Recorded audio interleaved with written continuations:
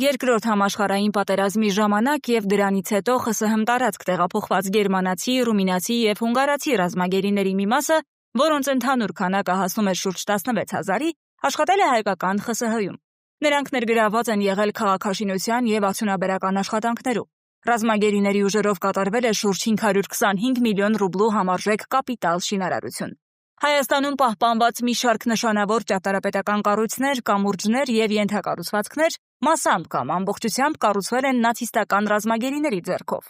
Տեղացիների շրջանում այս շենքերը տասնամյակներ շարունակ հայտնի են եղել իրենց բարձր որակով, որն ընդունված էր անվանել գերմանական որակ։ Ըստ պահպանված վկայությունների Հայաստանի բնակչության վերաբերմունքը նացիստական ռազմագերիների նկատմամբ եղել է ընդգծված մարդասիրական։ Չնայած պատերազմի հասցրած ծանր վերքերին եւ գրեթե յուրաքանչյուր հայ ընտանիքում զոհերի առկայությանը, տեղացիները ռազմագերիների հանդեպ դաժանություն կամ վրեժխնդրություն չեն ցուցաբերել։ Եվ չնայած ճամբարների եւ աշխատանքային խմբերի հսկիչները պաշտոնապես արգելում էին տեղացիներին շփվել կամ սնունդ տալ գերիներին, սակայն վերջիններս հաճախ դիտավորյալ ուտելիք էին թողնում աշխատանքային գոտիներում, որպեսզի գերիները վերցնեն։ Արդյունքում ազատ արձակվելուց հետո շատ գերմանացիներ տարիներ շարունակ գաղտնի նամակագրական կապ էին պահպանում այն հայ ընտանիքների հետ, որոնց տներում աշխատել էին կամ ովքեր իրենց թաքուն սնունդ էին տվել։